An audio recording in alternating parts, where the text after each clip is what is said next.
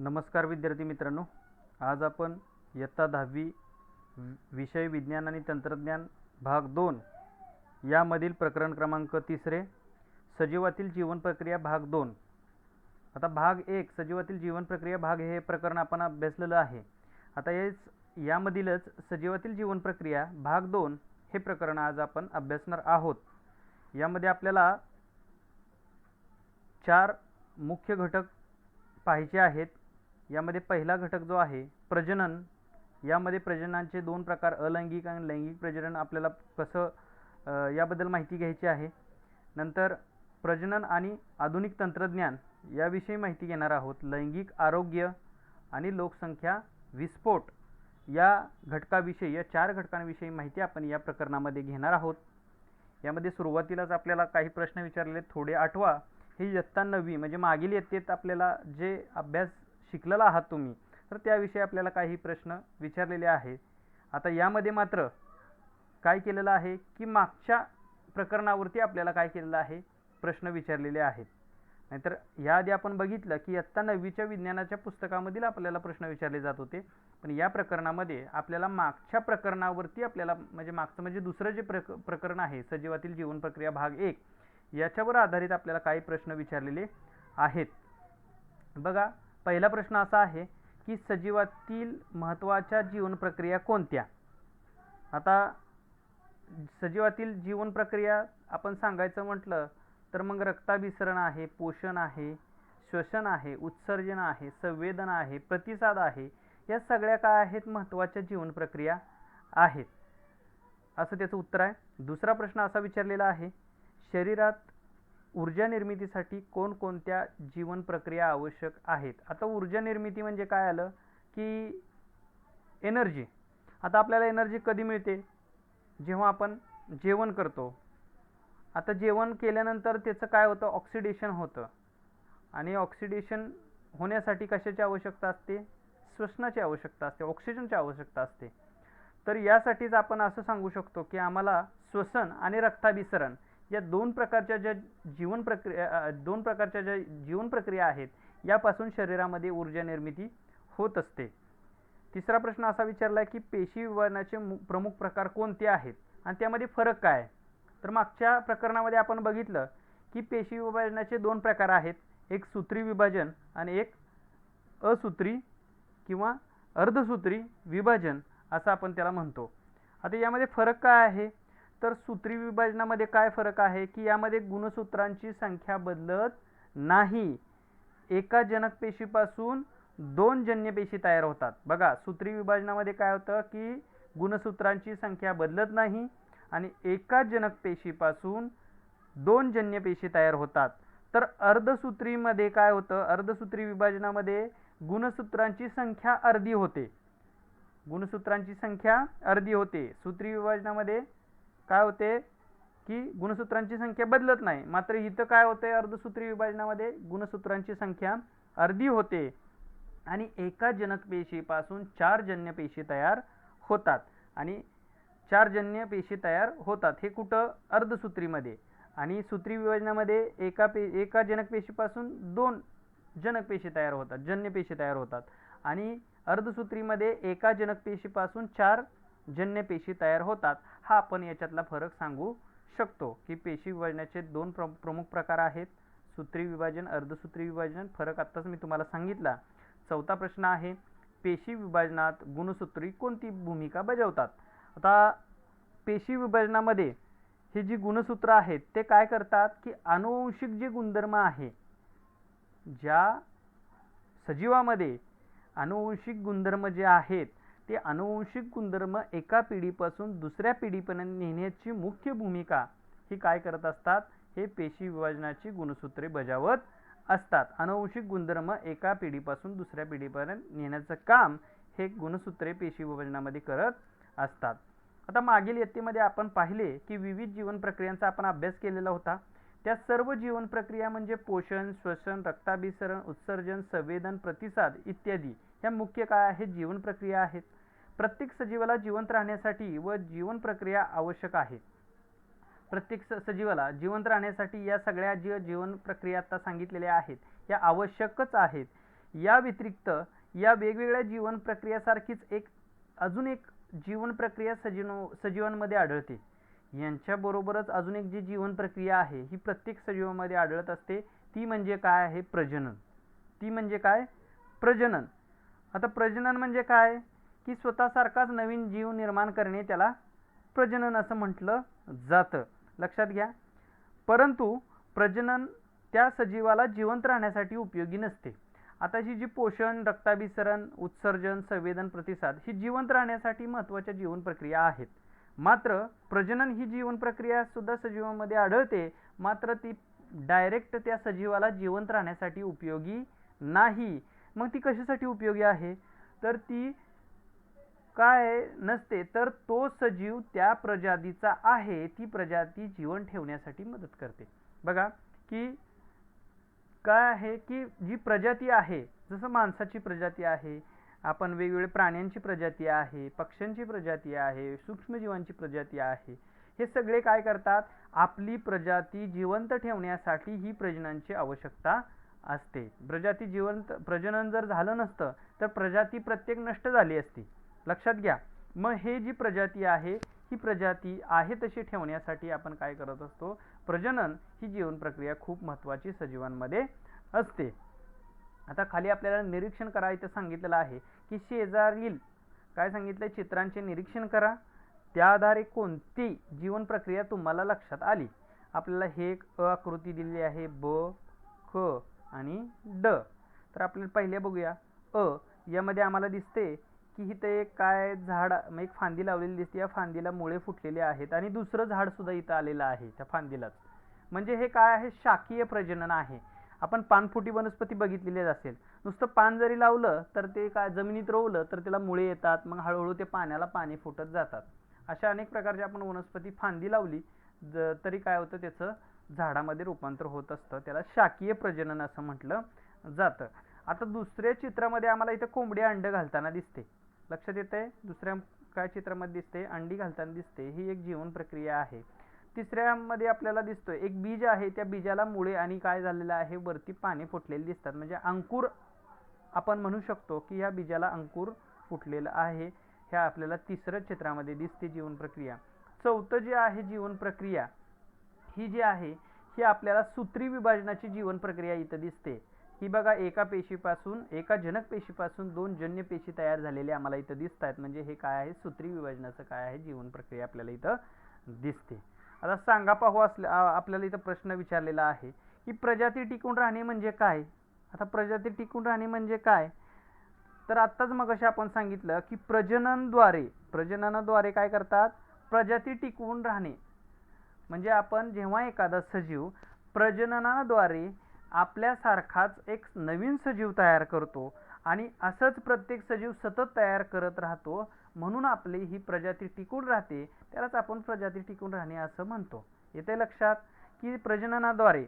आता आपल्या घराचाच कुटुंबाचाच जर विचार केला, प्रत्येकाने आपापल्या कुटुंबाचा विचार केला तर आपले पणजोबा, आजोबा, वडील, आपण, आपल्यापासून होणारी मुलं, अशा प्रकारे आपण काय करतोय? कुटुंब आपलं वाढतच राहिलेलं आपल्याला दिसतंय. म्हणजे थोडक्यात काय इथं की आपल्याला इथं आपली प्रजाती काय होते? सतत टिकून राहते. हे आपल्याला याच्यावरून लक्षात येते. आता दुसरा प्रश्न असा विचारलेला आहे की एका सजीवापासून तयार झालेल्या त्याच प्रजातीचा दुसरा सजीव हा जनुकीय दृष्ट्या तंतोतंत पहिल्या सजीवासारखाच असतो का? असा प्रश्न आपल्याला विचारलेला आहे. बघा काय सांगितलंय? एका सजीवापासून तयार झालेला त्याच प्रजातीचा दुसरा सजीव हा जनुकीय दृष्ट्या तंतोतंत पहिल्या सजीवासारखं असतो का? तर असा प्रश्न विचारलेला आहे. तर आपण त्याचं उत्तर असं सांगू शकतो की लैंगिक प्रजननामध्ये तर हे शक्य नाही, कारण प्रत्येक पेशी विभाजनाच्या वेळी समजातीय गुणसूत्रामध्ये पारगती ही प्रक्रिया होते. जे समजातीय गुणसूत्र आहे यामध्ये पारगती म्हणजे दोघांचे एक एक काय होतात? गुणसूत्रे येतात. ही पारगती प्रक्रिया होते. त्यामुळे जनुकाचे पुनःसंयोग होतो आणि जे जनुक आहे त्यांचा काय होतो? संयोग होतो आणि संयोग झाल्यामुळे एक नवीन काय होतो? सजीव तयार होतो. आणि अशा प्रकारे आपल्याला जो मिळणारा जो सजीव आहे तो आपल्याला लैंगिक प्रजननामध्ये तसाच म्हणजे आहे तसाच आपल्याला सजीव मिळत नाही. मात्र अलैंगिक सजीवामध्ये आपल्याला तो सजीव तंतोतंत पहिल्या सजीवासारखा दिसतो. लैंगिक मध्ये का दिसत नाही तर आपल्याला माहिती आहे स्त्रीलिंग आणि पुल्लिंग यामध्ये यांचे गुणसूत्र येतात, त्यामुळे तो आणि शिवाय त्याचं एक वैशिष्ट्य म्हणजे होणारा सजीव या दोघांचे जो थोडेसे गुणधर्म येतात आणि स्वतःचे काही गुणधर्म अशा प्रकारे हा सजीव पहिल्या सजीवासारखा तंतोतंत आपल्याला दिसत नाही. मात्र जे अलैंगिक जे प्रजनन आहे यामध्ये काय होतात ते तंतोतंत पहिल्या सजीवासारखा दिसतात. तिसरा प्रश्न असा विचारलेला आहे, एकाच प्रजातीच्या दोन सजीवांमध्ये तंतोतंत साम्य असणे किंवा नसणे हे कशावर अवलंबून असते? तर हे कशावर अवलंबून असते आत्ताच उत्तर सांगितलं की हे आपल्याला लैंगिक अलैंगिक हे जे प्रजनन होत असताना त्यांच्या गुणसूत्रामध्ये पारगती किती आहे, जे त्यांचे जे गुणसूत्र आहे या गुणसूत्रामध्ये पारगती किती आहे, जनुकाचा पुनःसंयोग होतो का, याच्यावरती एकाच प्रजातीचे दोन सजीवांमध्ये तंतोतंत साम्य आहे किंवा नाही हे अवलंबून असणार आहे. म्हणजे गुणसूत्राची पारगती आणि जनुकाचा पुनःसंयोग हा किती होतोय याच्यावरती आपल्याला ते समजतं. तिसरा प्रश्न असा विचारलेला आहे, चौथा, की एका सजीवापासून त्याच प्रजातीचा नवीन सजीव तयार होणे आणि पेशी विभाजन याचा काय परस्पर संबंध आहे? तर बघा, संबंध सांगायचा झाला की पेशी विभाजनामध्ये आपण बघितलं की नवीन युग्मक तयार होऊन त्या युग्मकाचे फलन होऊन नवा जीव काय होतो, निर्माण होतो. लैंगिक प्रजननामध्ये या क्रिया पेशी विभाजनाने घडतात आणि अलैंगिक प्रजनन जे आहे यामध्ये सुद्धा पेशी विभाजनानेच ह्या प्रक्रिया घडत असतात. म्हणजे यांचा संबंध काय आहे की लैंगिक प्रजननामध्ये सुद्धा युग्मक काय करतात, युग्मकांचं फलन होतं आणि फलन होऊन काय होतो, नवीन जीव तयार होतो आणि हे जीव तयार होत असताना सुद्धा पेशी विभाजन होतच असतं आणि अलैंगिक प्रजननामध्ये सुद्धा पेशी विभाजनाची क्रिया घडत असते. म्हणजे या दोन्हीचा सहसंबंध आपल्याला अशा प्रकारे सांगता येणार आहे. आता पुढे असा प्रश्न विचारलेला आहे, माहिती सांगितलेली आहे की एका सजीवापासून त्याच प्रजातीचा नवीन सजीव तयार होण्याच्या प्रक्रियेला प्रजनन असे म्हणतात. प्रजननाची व्याख्या मगाशी मी सांगितली त्याप्रमाणेच आहे. बघा की एका सजीवापासून त्याच प्रजातीचा नवीन सजीव तयार होण्याच्या क्रियेला प्रजनन म्हणतात. व्याख्या महत्त्वाची आहे, आपल्याला ही लक्षात ठेवावीच लागेल. प्रश्न विचारला जाऊ शकतो रिकाम्या जागा एका वाक्यात की प्रजनन म्हणजे काय, की एका सजीवापासून त्याच प्रजातीचा नवीन सजीव तयार होणे या प्रक्रियेलाच प्रजनन असे म्हणतात. सजीवांच्या अनेक वैशिष्ट्यपूर्ण लक्षणांपैकी प्रजनन हे एक विशेष काय आहे, लक्षण आहे. बघा, वैशिष्ट्यपूर्ण जी लक्षणं आहेत त्यातलं प्रजनन काय आहे, एक विशेष लक्षण आहे. प्रत्येक प्रजातीच्या उत्क्रांतीसाठी कारणीभूत असलेल्या अनेक कारणांपैकी प्रजनन हे एक काय आहे, कारण आहे. प्रत्येक प्रजातीची जे उत्क्रांती होते या उत्क्रांती झालेली आहे, या उत्क्रांतीचे जे कारण होतं त्या कारणांपैकी एक प्रजनन हे काय आहे, मुख्य कारण आहे असं आपल्याला इथं सांगितलेलं आहे. आता आपण अलैंगिक प्रजनन, त्याला असेक्शुअल रिप्रोडक्शन असं म्हटलेलं आहे, तर ते म्हणजे काय ते आता आपण बघणार आहोत. तर बघा, युग्मकाची निर्मिती विनाच आता लैंगिक प्रजनन जेव्हा होतं तर तेव्हा मात्र काय युग्मकाची निर्मिती होत असते आणि या युग्मकाच्या निर्मिती विनाच काय होते, एखादा युग्मक निर्मिती विना एखाद्या प्रजातीतील एकाच सजीवाने किंवा जीवाने अवलंबलेली नवजात जीवन प्रक्रिया म्हणजे अलैंगिक प्रजनन होय. आता बघा, इथं आपल्याला अलैंगिक प्रजननाची व्याख्या इथं दिलेली आहे. काय म्हटलंय, युग्मक निर्मिती विना, युग्मकाची निर्मिती होत नाही त्याच्या विना एखाद्या प्रजातीतील, म्हणजे एखादी कोणतीही प्रजाती असेल त्या प्रजातीतील एकाच जीवाने, म्हणजे एकच जीव, यामध्ये स्त्रीलिंगी पुल्लिंगी असं काही येणार नाही, फक्त एकच जीवाने अवलंबलेली नवजात जीवन निर्मिती, म्हणजे एकाच जीवाने अवलंबलेली नवजात निर्मितीतील प्रक्रिया म्हणजे अलैंगिक प्रजनन होय. बघा, व्याख्या समजून घ्या की युग्मक निर्मिती विना एखाद्या प्रजातीतील एकाच जीवाने अवलंबलेली नवजात निर्मिती प्रक्रिया म्हणजेच काय आहे? अलैंगिक प्रजनन होय. इथं काय स्त्रीलिंग पुल्लिंग असा काय येत नाही, तर एकच सजीव येतो आणि तो सजीव काय करतो की नवीन जीव निर्माण करतो, त्याला अलैंगिक प्रजनन असे म्हणतात. आणि युग्मिक निर्मिती सुद्धा इथं होत नाही. तर बघा, दोन भिन्न पेशींच्या युग्मकाच्या संयोगाशिवाय घडून येणारे हे प्रजनन असल्यामुळे नवजात सजीव हा तंतोतंत मूळ सजीवासारखा दिसतो. आता इथं काय, दोन भिन्न पेशीच्या संयोगाशिवाय म्हणजे युग्मक जे आहे त्या युग्मकाच्या संयोगाशिवाय एकत्र येण्याशिवाय जे घडून येणारे प्रजनन आहे, आणि हे प्रजनन काय करतं, नवजात सजीव जे तयार होतं हा तंतोतंत मूळ जो सजीव आहे ज्याच्यापासून तयार झालेला आहे त्याच्यासारखा दिसतो. उदाहरणार्थ आम्हाला सांगायचं झालं तर आम्ही बघा पानफुटीची वनस्पती, पान काय करतो, एक तोडतो पानफुटीच्या वनस्पतीचा आणि ते काय करतो, मातीत रोवतो. मातीत रोवल्यानंतर त्या पहिलं जे पानफुटीची वनस्पती आहे त्याच्यासारखीच ती वनस्पती काय होते, तयार होते. इथं स्त्रीलिंगी पुल्लिंगी असा काय उल्लेख आपल्याला दोन पेशी एकत्र आला आहे, युग्मक एकत्र आलेत किंवा त्या युग्मकापासून एक नवीन सजीव तयार झालेला आहे असं इथं होत नाही. आपण काय केलं, डायरेक्ट ते पान घेतलं, पान जमिनीत रोवलं आणि त्या पानफुटीसारखंच ही वनस्पती पानफुटीची हळूहळू काय होते, तयार होते. त्याला आम्ही काय म्हणतो, अलैंगिक प्रजनन असं म्हणतो. आणि ते दिसताना नवीन जीव तयार झालेला पहिला जो जीव आहे ज्याचा आपण पान तोडलेला आहे त्याच्यासारखाच तंतोतंत दिसतो असं इथे सांगितलेलं आहे. या प्रजननात केवळ एका जनकापासून नवीन जीवाची निर्मिती गुणसूत्री विभाजनाने होते. आणि हे जे प्रजनन होत असताना एका जनक म्हणजे एक जनक पेशी जे आहे या जनक पेशीपासून नवीन जीवाची निर्मिती होते आणि ही गुणसूत्री विभाजनाने होते. कुठल्या विभाजनाने? गुणसूत्री विभाजनाने ही काय होते, त्याची निर्मिती होत असते. म्हणजे पेशीची काय होते, पेशींची जी विभाजनाचे आहे ते विभाजन गुणसूत्री विभाजनाने होत असतं.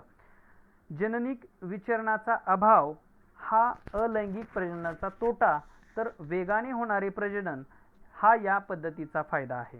आता जननिक विचरण यामध्ये काय होतं, जनुकाचं जे जनक आहेत ते जननिक विचरणचा अभाव अलैंगिक प्रजननाचा हा तोटा आहे.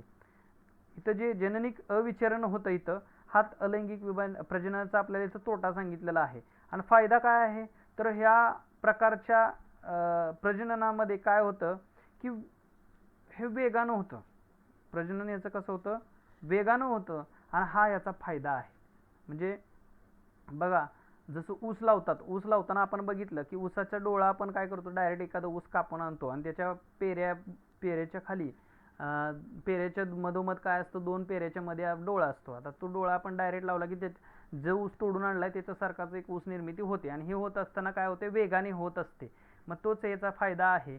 आणि इथं काय, जननिक विचरणाचा अभाव म्हणजे इथं काय, वेगळा असा जीव काही तयार होत नाही, तसाच जीव तयार होतो, याचा अभाव आपल्याला तिथं पाहायला मिळतो.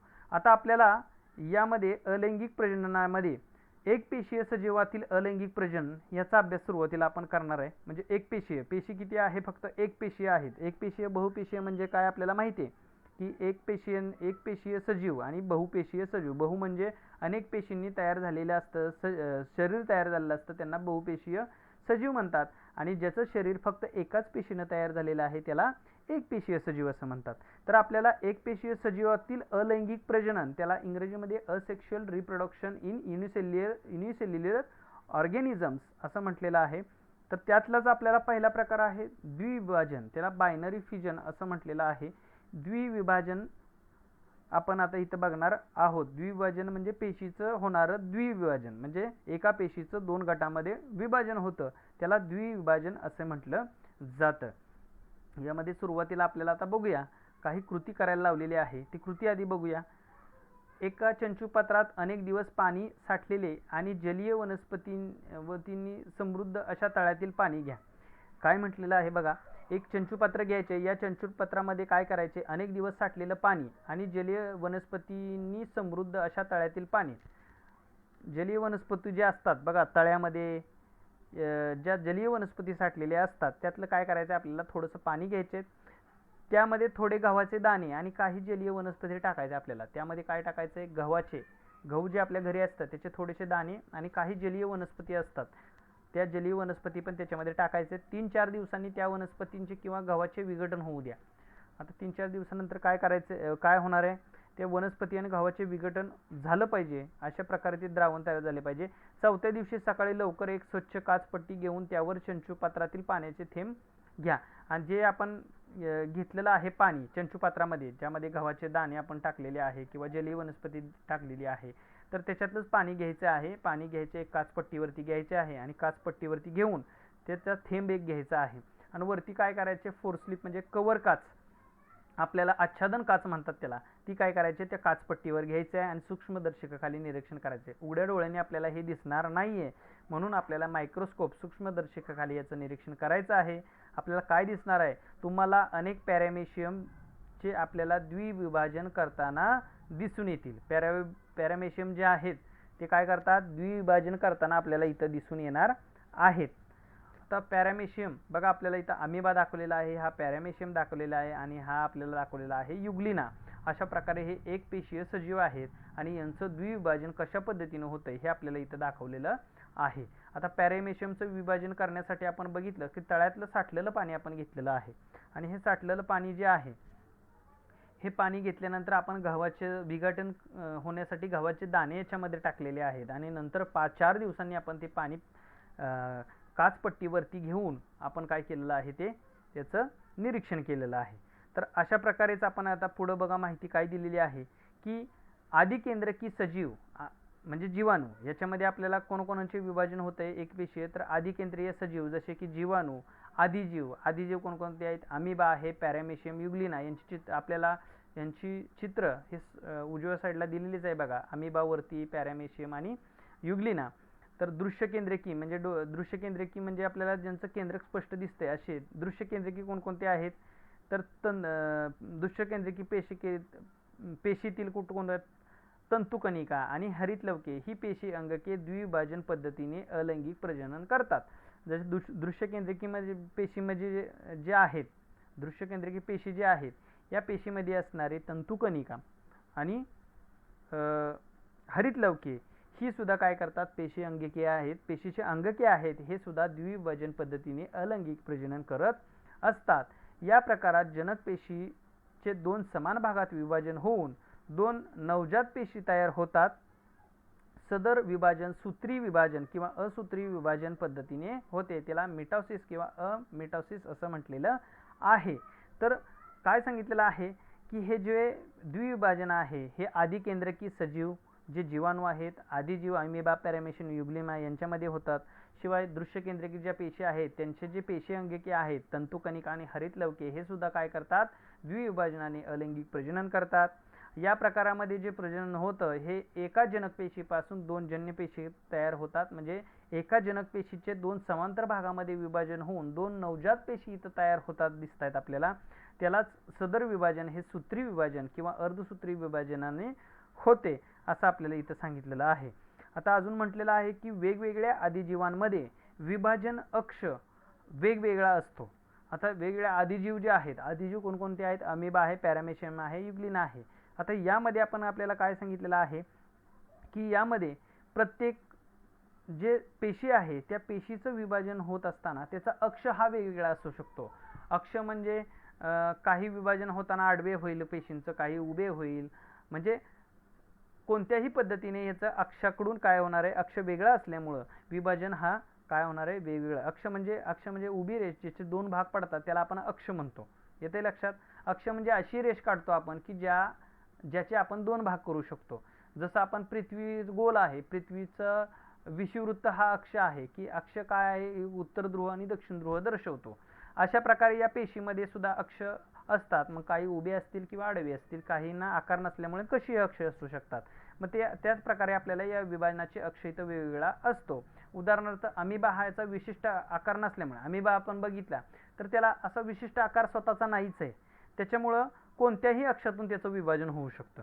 आकार विशिष्ट नसल्यामुळं कोणत्याही अक्षातून त्याचं काय विभाजन होतं, म्हणून याला साधे द्विविभाजन असे म्हणतात. म्हणून याला साधे द्विविभाजन असं म्हटलेलं आहे. पॅरामेशियम आडवे विभाजन होते बघा, आडवे द्विविभाजन होते या पद्धतीत होते. तर युग्लिनाचं कसं होतं, उभे विभाजन या पद्धतीत त्याचं विभाजन होतं.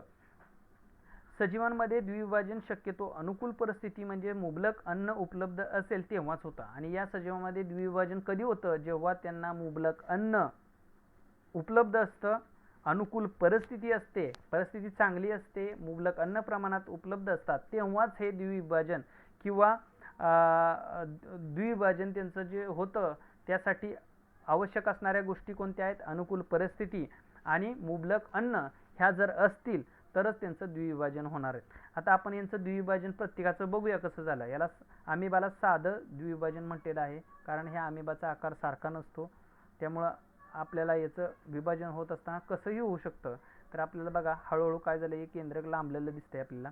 लांबल्यामुळं काय झालं, हळूहळू तिथंच काय झालं, निमुळता भाग झाला आणि याचेच परत काय झाले, दोन ह्या पेशी तयार झालेल्या आम्हाला दिसतात. एकाच जनक पेशीपासून दोन नवजात अमिबा आपल्याला तयार झालेले दिसतात. त्याला साधे द्विविभाजन अमिबा असं म्हटलेलं आहे. आता हा आडवे द्विविभाजन. आता हे पॅरामेशियम, पॅरामेशियमचा आकार बघितला तर आपली जी चप्पल आहे पायामध्ये, चपलीच्या आकारासारखा सुरुवातीला पॅरामेशियमचा आकार असतो आणि या आकारामध्ये हळूहळू काय होतं बघा, अशा प्रकारे काय होतं, आडवे द्विविभाजन झालेलं दिसतंय. हे एक नंबर 2 नंबर, हळूहळू 3 नंबर, हळूहळू ते बघा बरोबर आडवे दिसतंय आपल्याला. इथं आडवे अक्ष तयार झालेले दिसतोय, वरचा आणि खालचा. आणि अशा प्रकारे इथंच काय होतं, परत ते याचं दोन पेशीमध्ये विभाजन झालेलं दिसतंय, इथं आणि इथे एक. आणि परत हळूहळू ते दोन पेशीचं जो आकार आहे तो मूळ पेशीसारखाच इथं तयार झालेला आम्हाला दिसतोय, जनक पेशीसारखा तयार झालेला दिसतोय. अशा प्रकारे आम्हाला आडवे द्विविभाजन हे पॅरामेशियममध्ये पाहायला मिळतंय.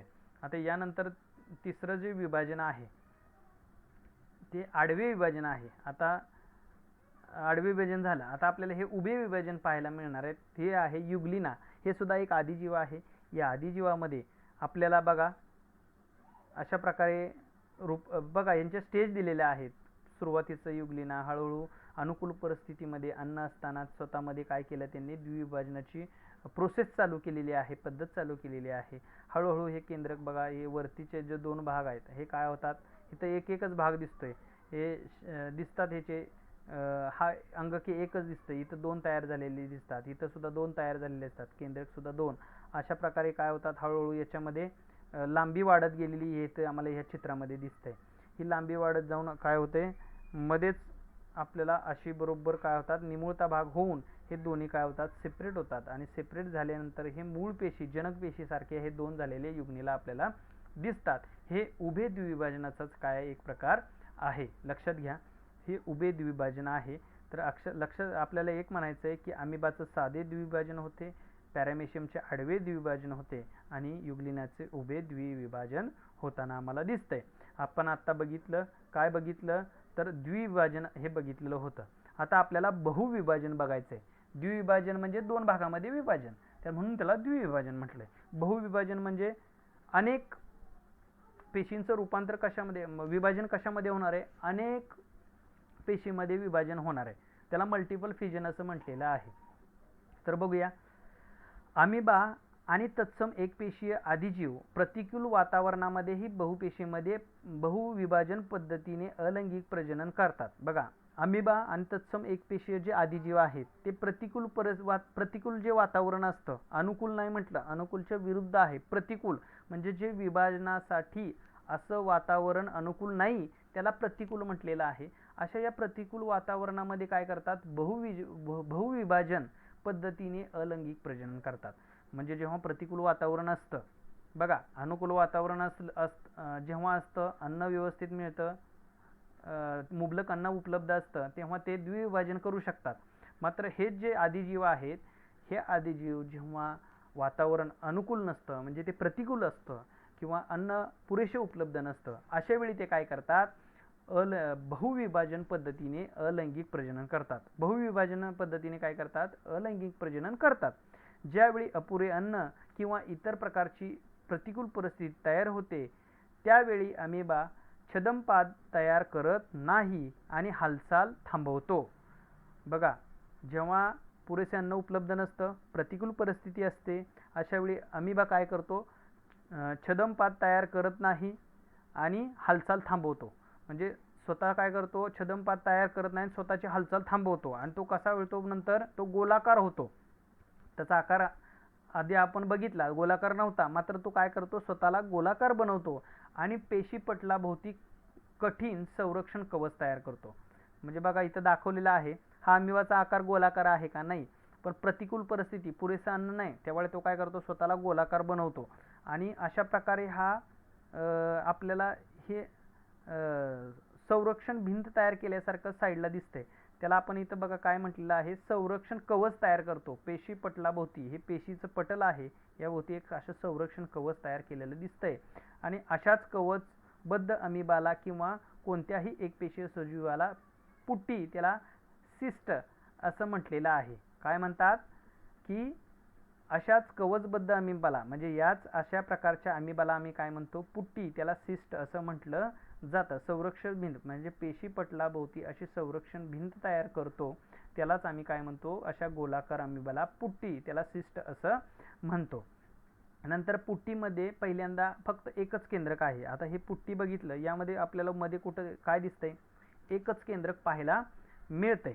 मात्र काय होतं, हळूहळू सूत्री विभाजन होते आणि या केंद्रकाचा हळूहळू आतमध्येच काय होतं, सूत्री विभाजन होते आणि हे सूत्री विभाजन होऊन अनेक केंद्रके तयार होतात. म्हणजे हे एका केंद्रकाचा हळूहळू काय होतं, सूत्री विभाजन सुरुवात होते आणि एक केंद्रकापासून या ठिकाणी आम्हाला पुढे दिसतंय बघा, इथं काय दिसतंय, अनेक केंद्रक हे आम्हाला अमिबामध्ये तयार झालेले दिसतात.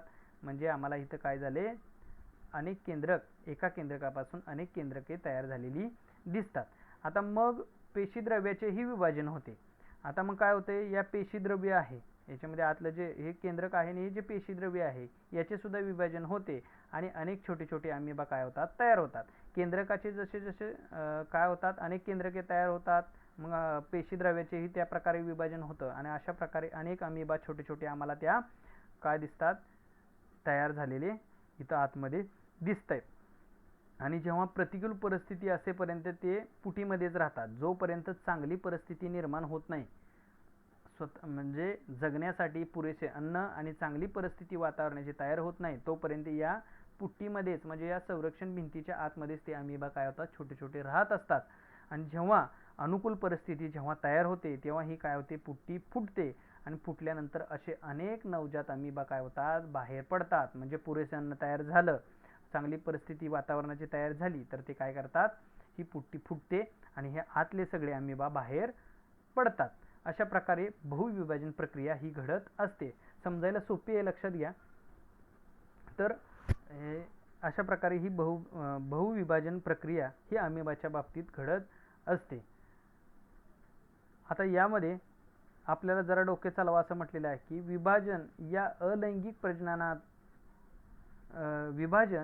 अलैंगिक प्रजननानंतर जनक पेशींचे अस्तित्व राहते का.